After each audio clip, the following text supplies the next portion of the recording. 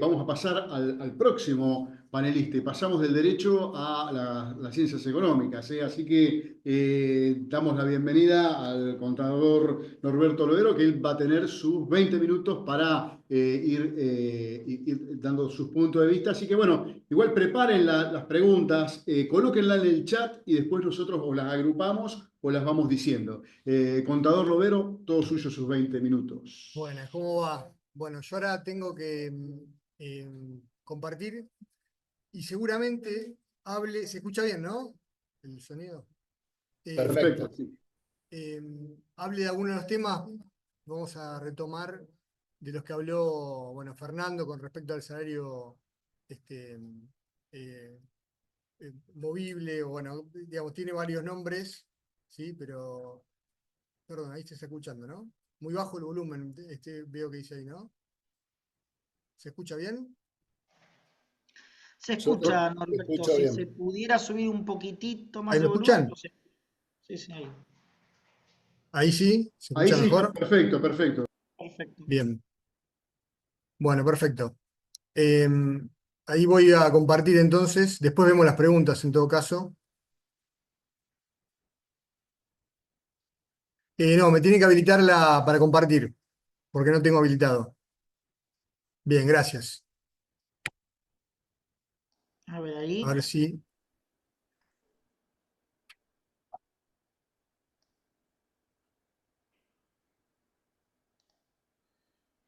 Bueno, ahí se está viendo bien, pues yo ahí pierdo. ¿Sí? Sí, ahí se está Estamos. viendo. Bien, genial. Bueno, vamos a empezar con la parte eh, que me toca a mí, que es hablar un poquito de la modernización y la gestión en lo que es la remuneración. Y un poco vamos a hablar un poquito de todo, ¿no? De la digitalización y demás, ¿no? Eh, Básicamente lo que tiene que ver con la modernización laboral. Vamos a empezar por perdón, a ver, ahí se ve bien. Sí. Con el registro único y digitalización, ¿sí? Ya esto había cambiado con la ley de bases, ¿sí? El artículo 7 y en adelante, y se estableció antes, había una cuestión que era que había quedado vieja, ¿no? Digamos, un poco desactualizada, que era que se entendía que la registración se daba cuando tenía que estar en los libros de sueldo y además tener el alta temprana, bueno, en realidad lo decía de otra forma. Bueno, ya la ley de bases en el año 2024, julio del 2024 lo cambió, y ahora con el alta temprana solamente ya se considera que un empleado está registrado, ¿sí? Y acá una cosa que también dijo Fernando, bueno, que adhiero yo un poco también, que acá va lo que se llama la registración distinta. Esto ¿qué estaba pasando antes? Si yo tenía una empresa que estaba vinculada a otra y tenía dado de alta a un trabajador en una empresa y tenía empresas usuarias o tercerizadas y demás, si el empleado hacía un juicio y reclamaba solidariamente la responsabilidad o extendía la responsabilidad solidaria a otras empresas, la justicia en algunos casos llegaba al punto de que había que registrar dos veces al empleado. Es decir, yo lo tenía registrado, pero le brindaba servicios a una empresa usuaria y resulta que nos hacía juicio a los dos, y aunque esté registrado en una empresa, quedaba la posibilidad de que reclamara la registración, y se lleva al absurdo de que había que registrarlo dos veces, ¿no? Bueno, esto ya la ley de bases también lo resolvió, diciendo que, bueno, que con que lo registre uno, cualquier empresa ya es suficiente. Y algo que no se reglamentó todavía, que ya estaba en la ley de bases, es esto de la confección de los recibos de hasta dos empleados.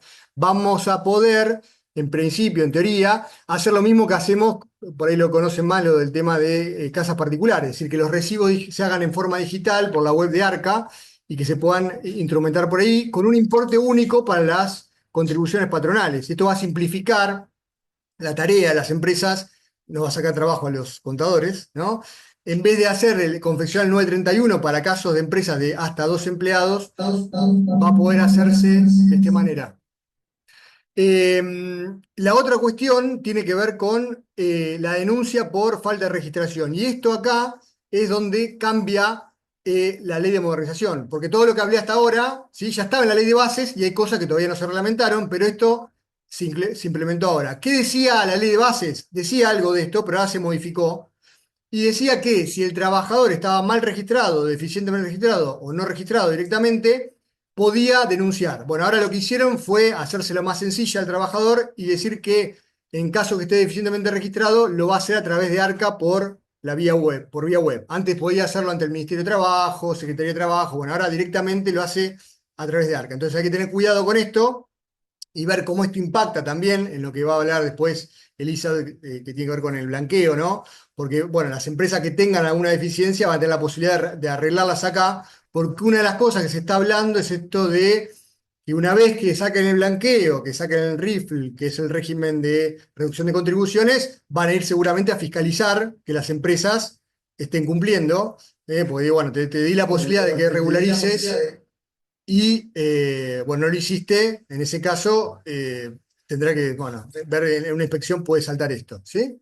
Así que ojo con eso. Una novedad interesante, ¿no? Que tiene que ver con la burocracia, ¿no? De lo que tiene que ver con el ámbito laboral, es el que se eliminan, esto es una bendición para muchos, se elimina el libro de sueldos, los registros y planillas. Hoy no estaba pasando, esto lo vemos de la profesión, pero también como una burocracia del ámbito de la empresa, que nosotros estábamos obligados a presentar el libro de sueldo digital para poder hacer el 931 de AFIP, o ARCA hoy, pero a su vez, en todas las jurisdicciones, provincia de Buenos Aires, bueno, hay provincia de Buenos Aires es emblemático, pero pasa en Capital y en todas las jurisdicciones, teníamos que además registrar y rubricar el libro de sueldos. Bueno, hoy que se estableció, esto ya estaba con la ley base, pero no tenía tanta fuerza, hoy se modifica el artículo 52, que es el que establece el libro de sueldos, y lo que dice básicamente es que se elimina, o sea, que el único registro válido a los efectos de registrar el vínculo laboral es el alta en ARCA, ¿sí? El alta temprana que todos conocemos. Con lo cual se elimina el libro de sueldo, pero no solamente el libro de sueldo.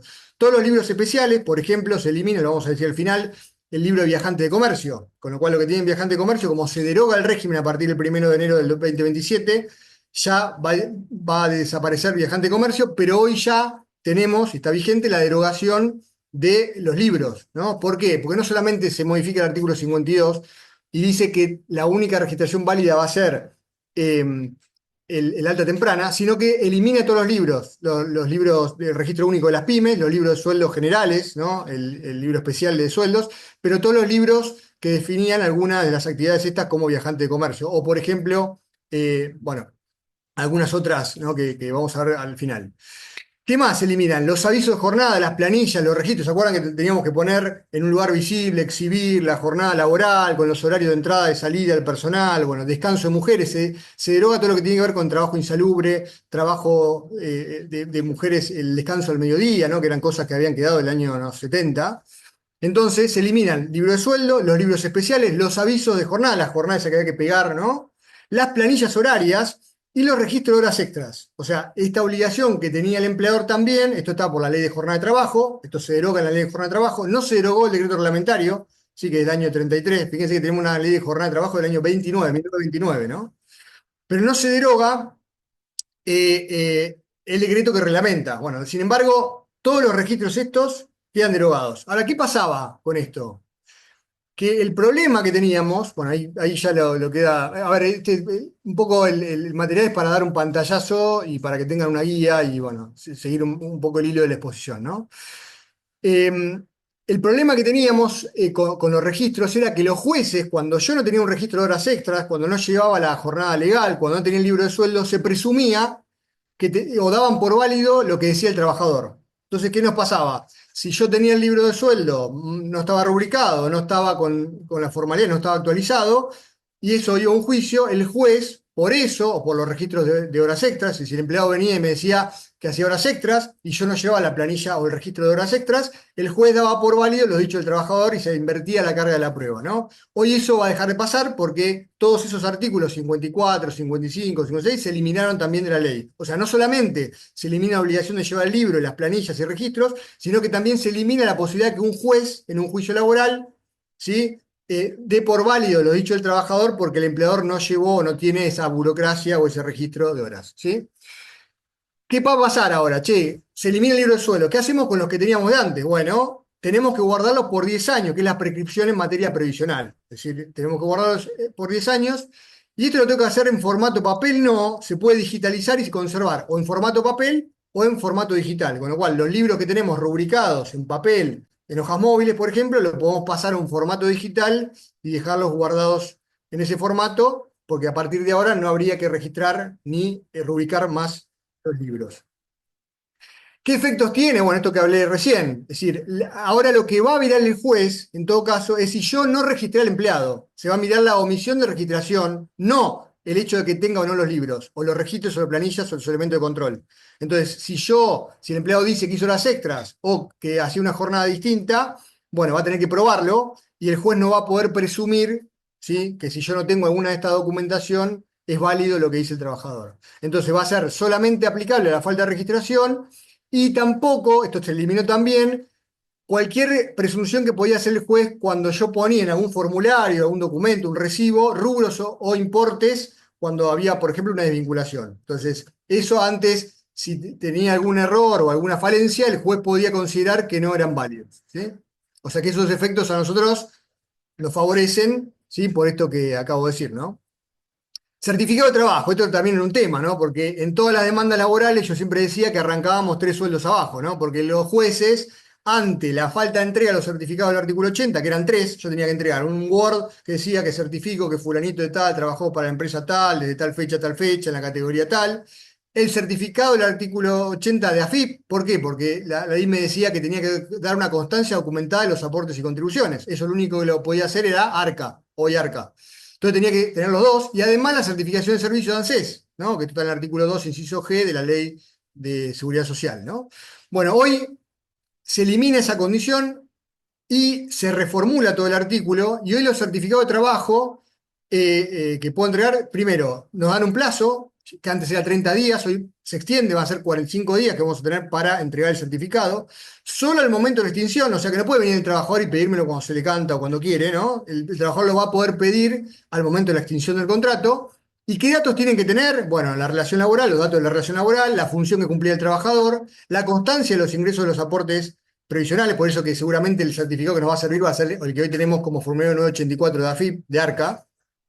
Y acá agregaron algo que son las capacitaciones, ¿no? Digo, esto no estaba, podían no haberlo puesto, ¿no? Para no sumarnos una complejidad, porque ahí vamos a tener que ver de qué manera en el certificado agregamos las capacitaciones que dimos. Esto va en línea con un poco con otras modificaciones. Hoy hablaba Hernán de una modificación que, ¿no?, yo no voy a decir tampoco, pero se sacó la justicia social como un principio fundamental del derecho del trabajo, pero se agregó la formación, la capacitación como un derecho fundamental de los trabajadores. Y se eliminó un capítulo, el artículo que está a continuación del 89, que tiene que ver con la capacitación del empleado, pero la ley de modernización laboral trajo la formación como un tema para que los empleadores lo puedan llevar adelante. Entonces esto va a hacer que no solamente tengamos que cumplir con la formación, sino también que lo tenemos que poner en el certificado de trabajo del artículo 80. Pero bueno, obviamente se nos simplificó. ¿Y qué se nos simplificó también? El hecho de la puesta a disposición. Porque hasta ahora, ¿qué pasaba? Yo le hacía los certificados, los ponía a disposición en la empresa, el empleado no iba, pero después en el juicio me decía que fue a buscarlo si no se lo quisimos dar. Lo poníamos a disposición, o había que entregárselo y certificar que lo entregamos, o teníamos que dejar a un escribano para no correr riesgo, o que le habrá un acta de que el empleado no fue o se presentó a trabajar cuando teníamos un conflicto. Es decir, esto es lo que hacíamos cuando teníamos un conflicto. Digo, bueno, que para que no corra la multa, porque todos los jueces en general, si yo no entregaba uno de los 3 certificados estos, corría la multa del artículo 80, que eran 3 veces la mejor remuneración. Entonces, lo que se hizo o lo que se hacía era tener cuidado en poner la puesta a disposición. O lo dejamos, no valía con dejar la empresa o mandar una carta de documento diciéndole están a disposición. Entonces, cuando sabíamos que teníamos un caso complicado, teníamos que dejarlo en el escribano, ¿sí?, a disposición para que el escribano, si no iba, le abra un acta, o hacer la consignación judicial, que salía más caro, ¿no? Porque tenía que contratar un abogado, ¿no?, para hacer ese proceso que era casi como un juicio. Bueno, ahora, la puesta a disposición va a poder ser en forma física en sede de la empresa o en forma digital a través de un sistema que permite acreditar la entrega. Y acá podemos hacerlo con cualquiera de los servicios que existen actualmente para entregar los recibos digitales y demás. O sea que ahí tenemos una ventaja y se elimina esto de la puesta a disposición. Pero no solamente eso, sino que dice el artículo que cuando la información esté disponible en ARCA, se considera cumplida la obligación. Esto No es lo ideal, porque antes la redacción era distinta. Ahí nos decía que cuando termina la relación podíamos poner a disposición vía web para que el empleado con su clave de arca baje el certificado, incluso que un juez lo pueda ver desde ahí o un perito. Bueno, no llegamos a ese punto, pero es mucho mejor que lo que teníamos. Y ya la ley de bases había eliminado las multas, o sea que hoy no tenemos multas por el artículo 80, pero sí tenemos la obligación de entregar. Pero para venir a incumplir esto, ¿sí? Que hoy no tenemos multa, pero podemos tener un problema con esto, tenemos la solución. Recibo de sueldo. Contador, Sí, disculpe, sí, estamos en los últimos 4 o 5 minutitos, así bien, que sí, sí, ya, ahí ya acelero. Bueno, el sí. doble ejemplar, ¿no? Ya no se utiliza, no se va a pedir el doble ejemplar, sino que ahora es copia fiel. Yo entrego una copia del recibo y voy a tener que hacer una copia de ese mismo recibo entregada al empleado. Y en cuanto al pago, ¿sí? Solamente es válido la acreditación bancaria en cuenta sueldo. No se admite más el pago en efectivo. ¿Se acuerdan que antes teníamos la posibilidad de que el trabajador exija que el pago sea en efectivo? Eso desapareció. Entonces acá tenemos que tener una cuestión de entender que tenemos que tener las cuentas de cada trabajador.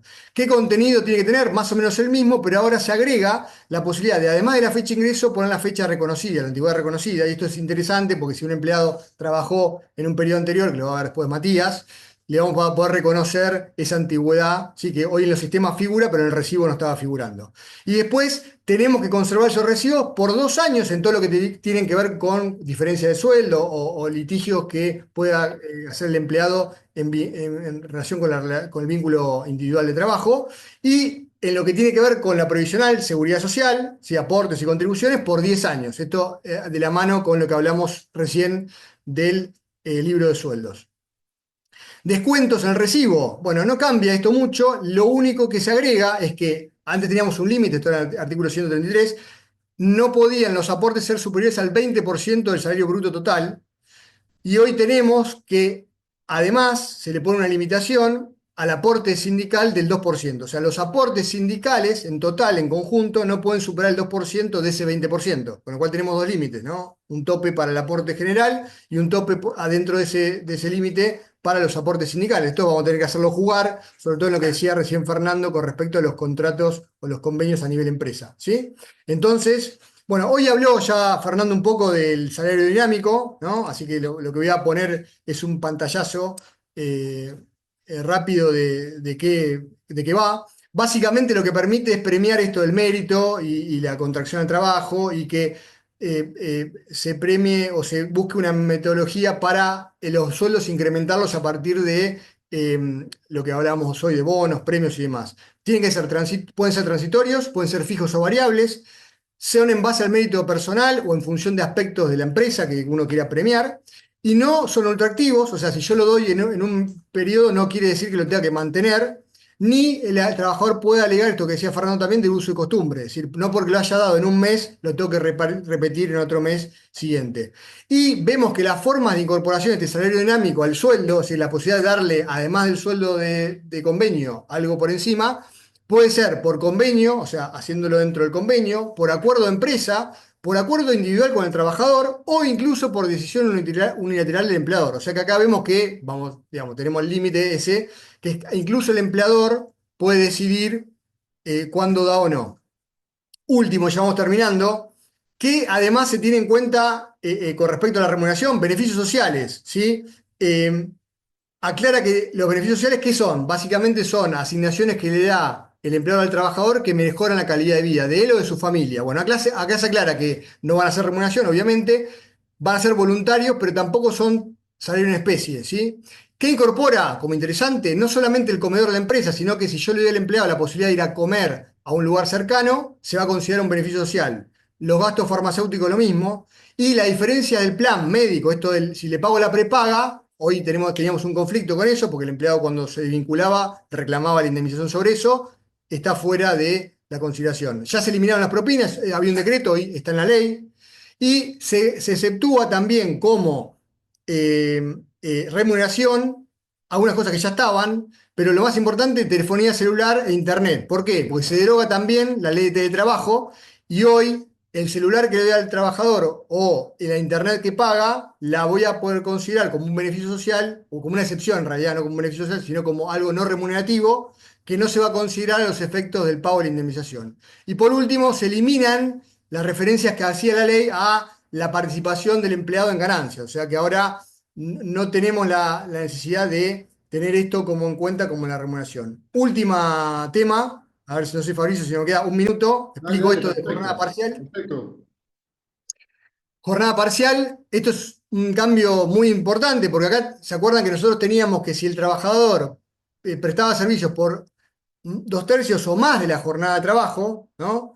Se consideraba que había que pagarle la jornada completa. Esto en realidad era una sin razón, ¿no? Porque era una ridiculez y no tenía razonabilidad. Pero es la forma que encontraron, entiendo yo, para buscar una explicación, para no tener que ir a fiscalizar o para eliminar esto de media jornada mentirosa, ¿no? Esto de lo ponemos por media jornada, pero trabaja 8 horas. Entonces vos dices, bueno, para eliminar esa posibilidad, restringir la posibilidad de usar el periodo, el tiempo parcial. Bueno, ¿qué se hace ahora? La jornada no tiene un límite, ¿sí? Y el pago del sueldo va a ser siempre proporcional a la jornada, ¿sí? Excepto la obra social, que eso ya sabemos, pues si el empleado se enferma, no se medio enferma, se enferma completo, entonces siempre el aporte de la obra social y la contribución va a ser por la jornada completa. Ahora, ¿qué pasa? Se pueden hacer horas suplementarias, acá viene la distinción. ¿Qué son las horas suplementarias? Las horas entre la jornada parcial y la jornada legal. Por ejemplo, comercio, yo tengo una jornada de 48 horas, el convenio no dice nada. Si yo estoy haciendo una jornada hoy de 40 horas, de 40 a 48 son suplementarias. Y eso en general hay un fallo, esto está además con un fallo Tulosay que dice, eso se va, perdón, Daloy es el fallo, creo, se va a pagar a valor normal. O sea, me permite a mí que el trabajador haga jornada reducida sin pagarle jornada completa y lo que exceda de eso, hasta las 48 horas, le pago como valor normal. Y lo que va a estar prohibido es hacer horas extras. Esto sigue igual, o sea, por encima de las 48 va a estar prohibido, salvo casos excepcionales donde el trabajador tenga que prestar servicios para auxilios o peligro inminente de las cosas o de las personas. ¿Sí? Bueno, y le dejo esto, que lo que hablé al principio, que es que se deroga. Bueno, se deroga a partir del 1 de enero del 2027 el Estatuto de Viajante de Comercio, con él los libros, el libro especial y la indemnización por clientela, que era el 25%, ¿sí? De lo que cobraba. El Estatuto de Periodistas, el Estatuto de Peluqueros, ¿sí? Con el libro especial de peluquero, ahí teníamos también otro libro especial. Y el Estatuto de Choferes Particulares, que también tenía una libreta de trabajo especial y demás. Y se elimina la ley de teletrabajo, que es la ley más mala que se dictó en los últimos tiempos. Bueno, se elimina porque, bueno, básicamente no tiene uso. Hoy el home office que conocemos no va, nadie hace un contrato de teletrabajo. Así que, bueno, aceleré a lo último, espero que, ¿no? Este, Bueno, contador Lodero, hay preguntas, así que mientras se van preparando, yo les reitero algo que Hernán ya les dijo, porque había preguntas al respecto. Esto queda grabado y después va a estar a disposición en las redes de UNED, así que no se hagan problema a quienes han entrado un poquito más tarde, que todo va a estar, así que quédense con eso tranquilo. Bueno, Fabricio, Robert, déjame ahí. Bueno, la diferencia entre lo grabado y estar en el Zoom es que en el Zoom pueden hacer preguntas. claro, tal Claro, cual. eso es súper importante. Tal cual, es importantísimo, pero bueno, igual para los que están preguntando no va a haber con eso problema. Puedo pasar una preguntita que Axel ya me está pasando, pues se van organizando de alguna forma para aprovechar el tiempo. Buenas tardes. Siendo responsable inscripto unipersonal con un solo empleado inscripto a la fecha, necesito tener un contador para presentación de IVA, autónomo, recibo de empleado, ingresos brutos multilateral. ¿Cómo salgo del peor de los escenarios? Preguntan.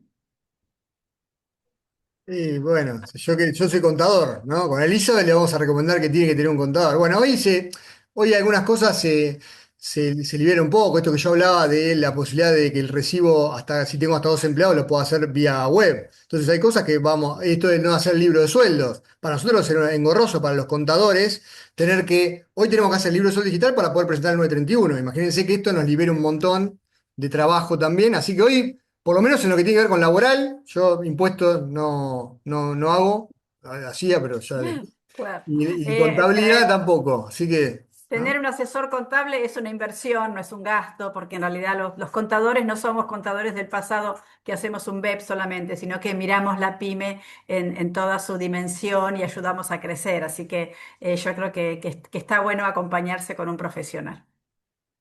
Bueno, otra pregunta respecto de las capacitaciones. Tengo la siguiente consulta de un caso concreto, trabajador con jornada dinámica, presenta permiso para estudiar y termina el secundario, lo que implica que el turno noche no puede ser trabajado. Dice, en estos casos y conforme al artículo 11 bis, ¿el empleador tiene la obligación de cambiar el turno? ¿Qué implica un cambio esencial en su contratación?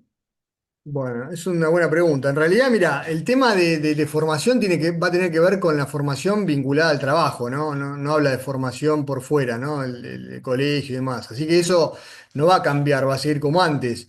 Y lo que tiene que ver con la formación que se estableció en la ley de modernización, todavía no está reglamentado, no sabe cómo se va a implementar, falta conocer. Pero si yo tengo que responderte con la ley ahora, en realidad esa situación no cambió. Bueno, habrá que ver combinar entre las partes, porque en realidad tampoco es un cambio de las condiciones esenciales. Cuando hablamos de condiciones esenciales, un poco no sé si lo comentó Fernando, hay tres cosas que yo no debería cambiar: la jornada, la categoría o la remuneración vinculada y las funciones del trabajador, ¿sí? Algunos dicen el lugar de trabajo, ¿no? Si yo no modifico eso, no estaría modificando condiciones esenciales, ¿no? Entonces tendríamos que ahí consensuar de qué manera, si el empleado puede pedir un cambio de turno y se puede conceder. Ahora, el tema es cuando si el empleado estuviera cursando estudios y yo lo cambio de turno, ahí sí puede tener un perjuicio material. De hecho, ahora se eliminó el perjuicio moral, porque es muy difícil de determinar, ¿no? Entonces, nada, yo creo que eso hay que consensuarlo y se puede acordar entre las partes, pero no es una condición esencial, ¿sí? Del contrato. Bueno, pasamos a otra preguntita. Dice Fabián Monaldo para todos los panelistas. ¿Se puede beneficiar a un empleado con comisiones por objetivos y o ventas sin tener que aportar a nadie más? ¿Un acuerdo entre empleador y empleado? No. Respuesta rápida, no. No. Respuesta extendida, no, porque yo no puedo decir que un rubro sea no remunerativo, pues si no sería una locura. Es decir, eso tiene que estar o sujeto a homologación de la autoridad de aplicación, Secretaría de Trabajo Nación, ¿sí? Y además estaría definición del sistema, se tiene que tener la aprobación de ARC. De hecho, hoy los acuerdos que están haciendo, por ejemplo, por suspensión, por 223 bis, por suspensión personal por la crisis, o en algunas empresas se está haciendo, textiles, por ejemplo. Bueno, ese tiene que estar homologado por Secretaría de Trabajo Nación o el Ministerio de la provincia que sea, y eso tiene que estar en conocimiento de ARCA, porque ARCA después es la que me va a cobrar aportes y contribuciones. Entonces, de ninguna manera el empleador puede definir que con un concepto sea no remunerativo y no aporte, ¿sí? Ni a contribuciones.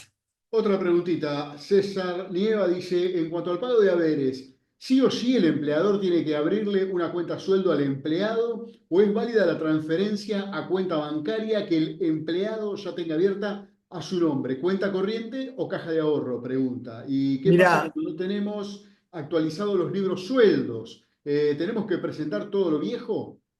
bueno, vamos por la primera. Yo la primera digo, en realidad habla de cuenta sueldo, la realidad es que habla de cuenta sueldo. Entonces tendría que ser una cuenta que tenga esas características. Básicamente el objetivo acá es resguardar al trabajador, que no le cobren comisiones y no tenga gastos, ¿no? Así que ya tiene una cuenta, podría usar esa. Acá yo esperaría la reglamentación, ¿no? Porque hay que ver qué dice la reglamentación, si habilita otra. Lo que sí está claro es que no habilitaron las billeteras virtuales, ¿sí? U otros medios de pago. O sea, no puedo hacerlo por Mercado Pago, por una billetera virtual. Y ni por una cuenta corriente tampoco. Si tiene una caja de ahorro, una cuenta abierta a nombre del trabajador. Ni una cuenta a nombre como cotitular con otra persona, ¿sí? Así que eso, yo esperaría la reglamentación, pero en principio tiene que ser una cuenta a sueldo, porque lo dice la ley de esa forma, ¿no? La reglamentación no podría cambiar el espíritu de la ley, pero sí podría aclarar qué tipo de otras cuentas, ¿sí? Podrían ser. Y con respecto al libro de sueldos, ¿cuál es la pregunta? Si tiene que actualizar lo anterior. ¿Qué crees que te responda la pregunta bonita? Actualizados los mismos sueldos, dice. Bueno, ahí tenemos ese problema, porque por ejemplo en Provincia de Buenos Aires tenemos un tema que no había hoja, después la rúbrica, después el token. Yo hay algunos que le estoy diciendo no rubrique nada, quédate en el molde, y me dicen, ¿ya qué hago con el token? Bueno, yo te doy opciones si querés, ¿no? Pero no te preocupes, o sea, yo digo, siempre hay tiempo para hacer esas cosas. Entonces si es algo que tengo que hacer un trámite, no lo hagan, ¿no? Es decir, hoy. Incluso en Provincia de Buenos Aires están aceptando el libro de sueldo digital. Entonces yo lo que puedo hacer es digitalizar el libro de sueldo digital, guardar eso, ¿sí? Y esperar. Si yo ya estoy en un proceso de rúbrica, ya compré hojas o hice el sistema y quiero hacerlo, lo que pasa es que va a implicar un gasto, ¿no? Hoy asesoramos una empresa, por ejemplo, que le dijimos eso, mira, eso implica, no sé, 1.000.000 de pesos, no lo hagas, ¿no? Salvo que tengas un juicio o un conflicto en puerta, ahí sí, ¿sí? Bueno, ahí hay otras más que por ahí son no solo para el contador, sino también para el doctor Literas o algún otro más. Por Bien, ejemplo, bien. dice Lucía y pregunta, con respecto al 104 bis, si los otros conceptos remunerativos se abonan en régimen permanente mensualmente, ejemplo, premio al presentismo, productividad, también se puede cortar y sacar sin que el empleado presuma una continuidad tácita. Y después también pregunta, ¿qué sucede con el libro sueldos digital y planilla horaria en la jurisdicción de la provincia de Buenos Aires? Creo que estaba más o menos respuesta. ¿Y cuándo entran en vigencia las aplicaciones de dicha reforma? ¿Debemos esperar a la reglamentación? Ejemplo, ¿a partir de cuándo debemos modificar los recibos de sueldo? ¿Cómo convendría proceder? Y por último, la ley de modernización laboral resulta aplicable igual para empleados contratados antes y después de su aprobación. Algunas cosas estuvieron ya expuestas, me parece. Sí. Bueno, no sé, pasa que ya me perdí. Bueno, con el tema del 104 bis. salario, a ver, si quiere alguno corresponder, no hay drama, yo arranco para así vamos resolviendo las consultas.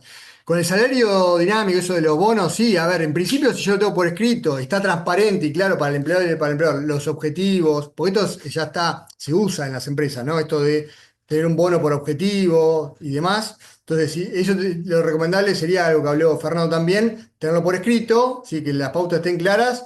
Y en ese caso, tal como está redactada la norma, yo podría darlo y después sacarlo, ¿no? Si no se cumplen esos objetivos. Pero lo ideal sería que eso esté reglamentado.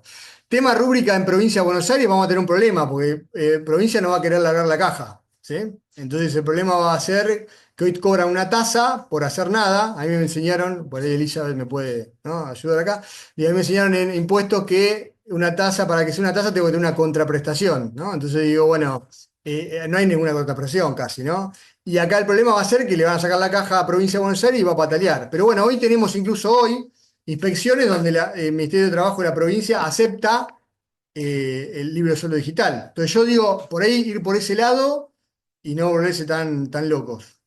Y no me acuerdo de la otra, bueno, y la rúbrica de las planillas, eso déjenla de hacer, por favor. Hagámonos un bien a nosotros, ¿no? Porque yo creo que también es una cuestión de actuar todos de la misma manera y yo creo que se van a tener que rendir, no le va a quedar otra, ¿no? Bueno, a ver, la ley de modernización laboral resulta aplicable igual para empleados contratados antes y después de su aprobación. Bueno, depende qué, ¿no? Por ahí Fernando, Matías, nos pueden dar. Por Claro. ejemplo, yo les cuento un caso de ahora. Uno que estaba en periodo de prueba, hace 3 meses lo tuvieron que despedir ayer. Bueno, ese empleado se aplica el no pago, porque yo durante el periodo de prueba, no es mi tema, pero lo spoileo. Si está en periodo de prueba, no tengo que pagar la indemnización por omisión de preaviso. Esto es una modificación de la ley de modernización laboral. Entonces, ahí dice que ya venía ante la ley de modernización laboral. Lo despido hoy con la ley de modernización laboral. ¿Sí? ¿Se entiende? Está dentro de los 6 meses. ¿Le tengo que pagar la indemnización por omisión de preaviso? No. Entonces, hay derechos en expectativa, ¿sí? O sea, que el empleado tiene la expectativa de que se van a cumplir determinados derechos. Ahora, si yo despido a alguien y lo tengo que indemnizar con el 245, hoy tengo que tomar la redacción actual. O sea, tengo que pagarle con las modificaciones de la indemnización por antigüedad actualmente, ¿no? Bueno, y habrá que ver otras cosas. No sé si, bueno, los abogados quieren aportar un poco así.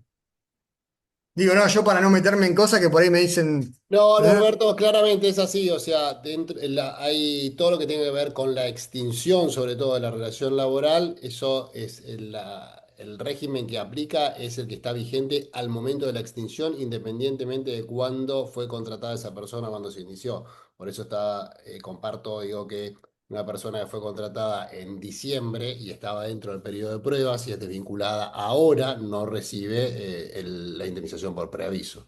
Y cualquier desvinculación que se produzca ahora, aún de personas contratadas bajo la redacción anterior de la ley, se va a aplicar la norma del 245 vigente al momento del despido. Bueno, otra pregunta también me parece que es compartida con el ámbito del derecho, ¿no? Con la derogación de la ley con la derogación de la ley de teletrabajo, ¿tiene impacto en la modalidad de trabajo híbrido o se trata como una condición de trabajo con el empleador dentro de la ley general? Y también, ¿cuál sería el prejuicio del empleado en caso de abonar en efectivo u otro medio?